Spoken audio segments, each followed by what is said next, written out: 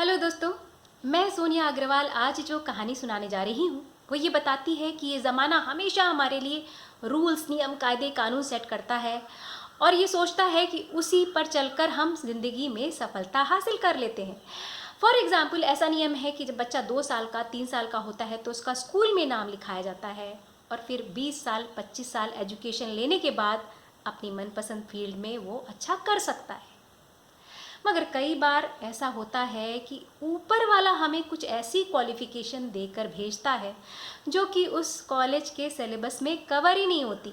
अगर हमें कभी ऐसा लगे तो हमें उस सिलेबस को छोड़ने की हमें हिम्मत होनी चाहिए।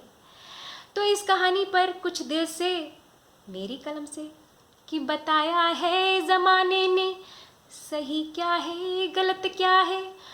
वो कहता है कि ना सोचो तुम्हारे दिल में क्या क्या है। और हम जब इस ज़माने की बात आँख मूंद कर अपने आप को पहचाने बिना मानते हैं तो हम अपने आप को तबाह कर लेते हैं। तो ये एक सच्ची कहानी है और इस कहानी में पात्रों के नाम बदल दिए गए हैं। चित्रा और राघव को समर वेकेशन के बाद क्लास में फ्रंट सीट मिली। क्लास टीचर ने क्लास में आते ही हर बच्चे से ये बताने को कहा कि वो समर वेकेशन में कहाँ घूमने गए थे। चित्रा ने बताया कि वो अपनी नानी के घर इलाहाबाद गई थी। राघव ने बताया कि वो पंजाब गया था। चित्रा को ये नाम बड़ा अट्रैक्टिव लगा क्योंकि वो पंजाब कभी गई नहीं थी। उसने राघव से पूछा, तुम पंजाब गए थे, कैसा है पंजाब? राघव बहुत ही नटखट था, बहुत ही शरारती था और थोड़ा फेंकू भी था। उसने कहा, पंजाब, वहाँ आसमान नहीं है।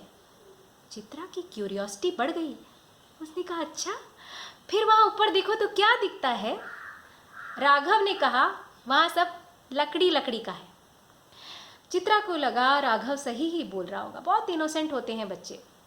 जब वो नीचे खेलने गई, घर पहुंचकर उसने हर बच्चे को ये बताया, सुनो सुनो, पंजाब में आसमान नहीं है, वहाँ सब लकड़ी लकड़ी का है। राघव चित्रा के तरह तरह के फेसेस टेढ़े मेढ़े बनाकर उसके कार्टून्स रफ कॉपी में बनाया करता, उसे तरह तरह के नामों से चिढ़ाया करता और हमेशा उसे परेशान किया करता। पर उसके अंदर एक और काबिलियत थी, बड़ी बड़ी हस्तियों के स्केचेस वो मिनटों में बना देता था और जो भी देखता उसकी तारीफ कर देता था। मगर चूंकि वो हमेशा 3-4 सब्जेक्ट में तो फेल होता ही होता था तो सब सोचते थे ये तो बेकार है, ये तो किसी लायक नहीं है, ये तो कुछ कर नहीं सकता है।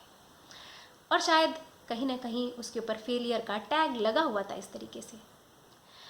आखिर साल बीता, चित्रा पढ़कर अगली क्लास में चली गई और राघव उसी क्लास में रह गया।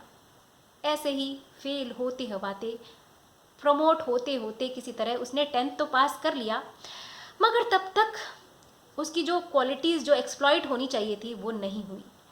आखिर उसने 10th के बाद स्कूल छोड़ ही दिया और पास के शहर में एक आर्ट स्कूल ज्वाइन कर लिया, जहाँ से कि डिग्री लेने के बाद वो अब एक आर्ट कॉलेज में पढ़ाता है और कार्टून्स भी बनाता है। ठीक है, वो अपनी ज़िंदगी में खुश है, लेकिन अगर बचपन से उसकी इस फ़नी क्वालिटी को, उसके इस कार्टून बनाने की क्वालिटी को, उसके इस इमेजिनेशन को और उसकी इस आर्ट को समझा जाता तो शायद वो इस देश का एक जाना माना आर्टिस्ट होता। अगर देखें तो 13 वर्ष की उम्र में लता मंगेशकर ने पहला सॉन्ग रिकॉर्ड किया था और उसके लिए उन्होंने कितने वर्षों से पहले रिकॉर्डिंग की मेहनत की होगी, उसका रियाज किया होगा। सचिन तेंदुलकर ने पहला इंटरनेशनल मैच 16 वर्ष की उम्र में खेला था और उसके लिए वो कितने सालों से मेहनत कर रहे होंगे। बिल गेट्स ने कॉलेज इसलिए छोड़ दिया क्योंकि उनका सिलेबस उन्हें इतनी आज़ादी नहीं दे रहा था कि वो अपने कंप्यूटर प्रोग्रामिंग के सब्जेक्ट पर मेहनत कर पाएँ, उसे समय दे पाएँ, और इसलिए उन्होंने उस पर फोकस किया जो कि वो करना चाहते थे। तो हमें भी ये सोचना चाहिए कि हम करना क्या चाहते हैं, हमारे अंदर क्या इच्छाएं हैं। कुछ तो ऐसा हर इंसान में होता है जो वो करना चाहता है। अगर आप डॉक्टर बनना चाहते हैं, इंजीनियर बनना चाहते हैं तो ठीक है, उसका सिलेबस कवर होता है जो वो पढ़िए। वकील बनना चाहते हैं, लेकिन इसके अलावा अगर आप कुछ करना चाहते हैं तो उसको कोई तरीका नहीं है उसमें आगे बढ़ने का, सिर्फ प्रैक्टिस प्रैक्टिस प्रैक्टिस। प्रैक्टिस से ही अपनी उस एबिलिटी को तराशा जा सकता है जो ऊपर वाले ने हमें दी है।